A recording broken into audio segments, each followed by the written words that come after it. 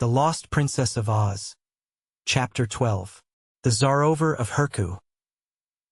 Trot wakened just as the sun rose and, slipping out of the blankets, went to the edge of the great orchard and looked across the plain. Something glittered in the far distance. "That looks like another city," she said half aloud. "And another city it is," declared Scraps, who had crept to Trot's side unheard, for her stuffed feet made no sound. "The Sawhorse and I made a journey in the dark while you were all asleep, and we found over there a bigger city than T. There's a wall around it, too, but it has gates and plenty of pathways." "Did you go in?" asked Trot. "No, for the gates were locked and the wall was a real wall, so we came back here again. It isn't far to the city. We can reach it in 2 hours after you've had your breakfasts." Trot went back and, finding the other girls now awake, told them what Scraps had said. So they hurriedly ate some fruit. There were plenty of plums and feijoas in this part of the orchard. And then they mounted the animals and set out upon the journey to the strange city. Hank the mule had breakfasted on grass, and the lion had stolen away and found a breakfast to his liking. He never told what it was, but Dorothy hoped the little rabbits and the field mice had kept out of his way. She warned Toto not to chase birds and gave the dog some apple, with which he was quite content. The Woozy was as fond of fruit as of any other food, except honey, and the Sawhorse never ate at all. Except for their worry over Ozma, they were all in good spirits as they proceeded swiftly over the plain. Toto still worried over his lost growl, but like a wise little dog kept his worry to himself. Before long the city grew nearer and they could examine it with interest. In outward appearance the place was more imposing than T, and it was a square city with a square, four-sided wall around it, and on each side was a square gate of burnished copper. Everything about the city looked solid and substantial. There were no banners flying, and the towers that rose above the city wall seemed bare of any ornament whatever. A path led from the fruit orchard directly to one of the city gates, showing that the inhabitants preferred fruit to thistles.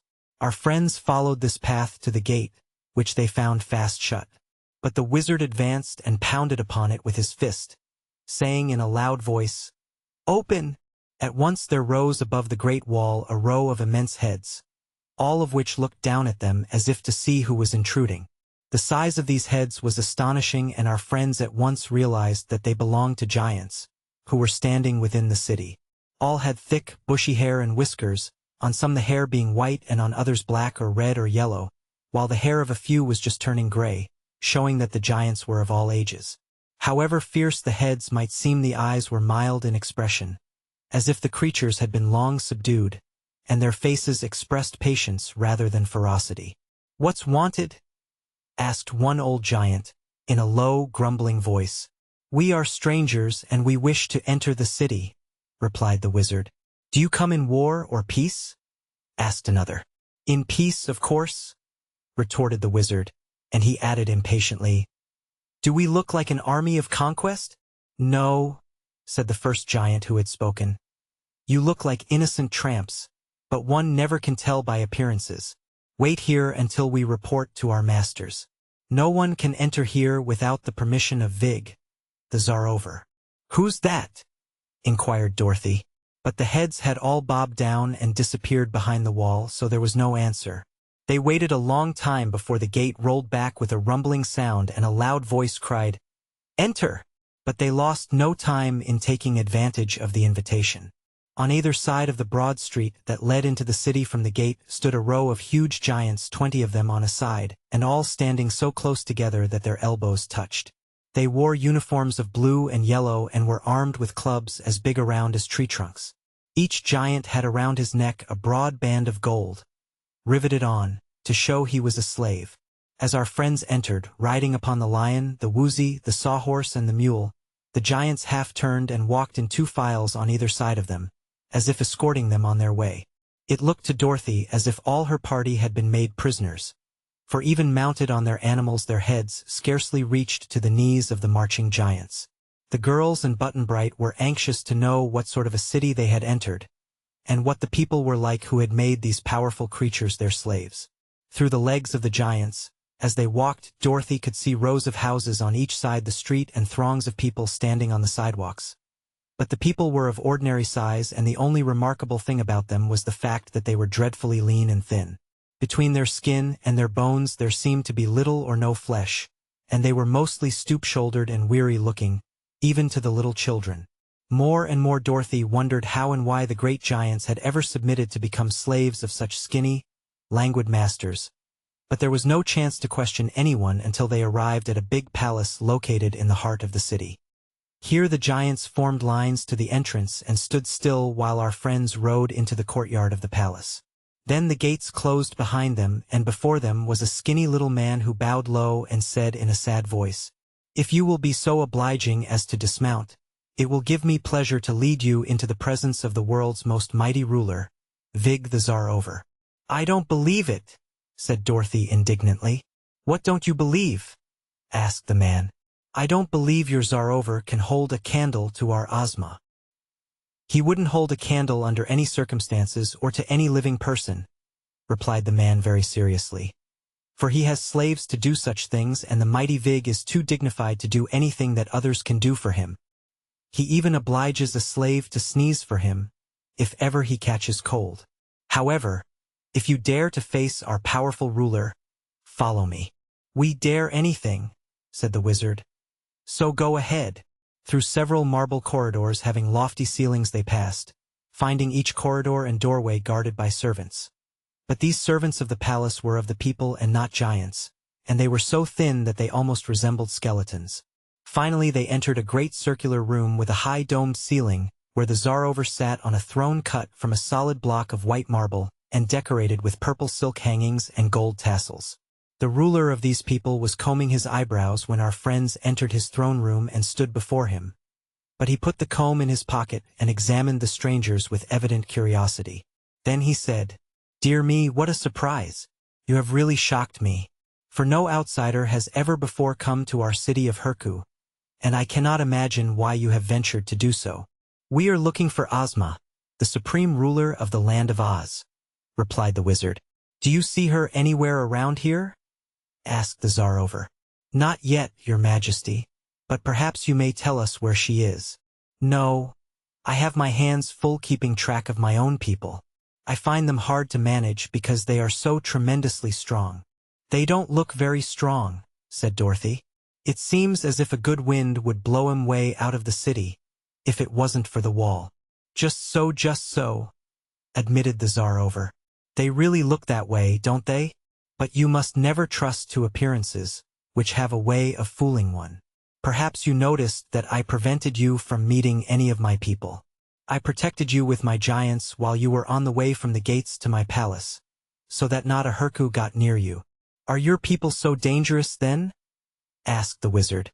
"To strangers, yes, but only because they are so friendly. For, if they shake hands with you, they are likely to break your arms or crush your fingers to a jelly." "Why?" asked Button Bright. "Because we are the strongest people in all the world." "Shaw!" exclaimed the boy. "That's bragging. You probably don't know how strong other people are. Why, once I knew a man in Philadelphia who could bend iron bars with just his hands.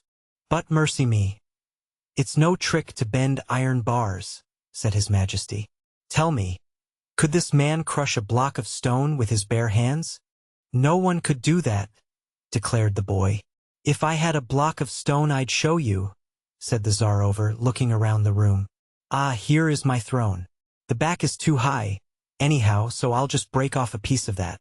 He rose to his feet and tottered in an uncertain way around the throne. Then he took hold of the back and broke off a piece of marble over a foot thick. "This," said he, coming back to his seat, "is very solid marble and much harder than ordinary stone. Yet I can crumble it easily with my fingers, a proof that I am very strong." Even as he spoke, he began breaking off chunks of marble and crumbling them as one would a bit of earth. The wizard was so astonished that he took a piece in his own hands and tested it, finding it very hard indeed. Just then one of the giant servants entered and exclaimed, "Oh, your majesty, the cook has burned the soup. What shall we do?" "How dare you interrupt me?" asked the Tsarover, and grasping the immense giant by one of his legs, he raised him in the air and threw him headfirst out of an open window. "Now," Tell me, he said, turning to Button Bright. Could your man in Philadelphia crumble marble in his fingers? I guess not, said Button Bright, much impressed by the skinny monarch's strength. What makes you so strong? Inquired Dorothy. It's the Zosozo, he explained, which is an invention of my own. I and all my people eat Zosozo, and it gives us tremendous strength. Would you like to eat some? No, thank you, replied the girl. I don't want to get so thin. Well, of course one can't have strength and flesh at the same time, said the Tsarover. Zosozo is pure energy, and it's the only compound of its sort in existence. I never allow our giants to have it, or they would soon become our masters since they are bigger than we. So I keep all the stuff locked up in my private laboratory. Once a year I feed a teaspoonful of it to each of my people, men, women and children, so every one of them is nearly as strong as I am. Wouldn't you like a dose, sir? He asked, turning to the wizard. Well, said the wizard, if you would give me a little Zosozo in a bottle, I'd like to take it with me on my travels. It might come handy on occasion. To be sure, I'll give you enough for 6 doses, promised the Tsarover. But don't take more than a teaspoonful at a time. Once Ugu the shoemaker took 2 teaspoonsful, and it made him so strong that when he leaned against the city wall he pushed it over, and we had to build it up again. Who is Ugu the shoemaker? Asked Button Bright curiously, for he now remembered that the bird and the rabbit had claimed Ugu the shoemaker had enchanted the peach he had eaten. Why, Ugu is a great magician who used to live here. But he's gone away now, replied the Tsarover. Where has he gone? Asked the wizard quickly. I am told he lives in a wickerwork castle in the mountains to the west of here. You see, Ugu became such a powerful magician that he didn't care to live in our city any longer, for fear we would discover some of his secrets.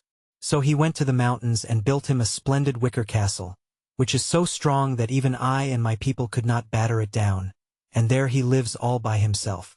This is good news, declared the wizard. For I think this is just the magician we are searching for. But why is he called Ugu the shoemaker? Once he was a very common citizen here and made shoes for a living, replied the monarch of Herku. But he was descended from the greatest wizard and sorcerer who has ever lived in this or in any other country, and one day Ugu the shoemaker discovered all the magical books and recipes of his famous great-grandfather, which had been hidden away in the attic of his house. So he began to study the papers and books and to practice magic. And in time he became so skillful that, as I said, he scorned our city and built a solitary castle for himself. Do you think, asked Dorothy anxiously, that Ugu the shoemaker would be wicked enough to steal our Ozma of Oz? And the magic picture? Asked Trot. And the great book of records of Glinda the Good? Asked Betsy. And my own magic tools? Asked the wizard. Well, replied the Tsarover, I won't say that Ugu is wicked exactly, but he is very ambitious to become the most powerful magician in the world, and so I suppose he would not be too proud to steal any magic things that belong to anybody else if he could manage to do so. But how about Ozma? Why would he wish to steal her? Questioned Dorothy. Don't ask me, my dear. Ugu doesn't tell me why he does things, I assure you. Then we must go and ask him ourselves, declared the little girl. I wouldn't do that if I were you, advised the Tsarover, looking first at the 3 girls and then at the boy and the little wizard and finally at the stuffed patchwork girl.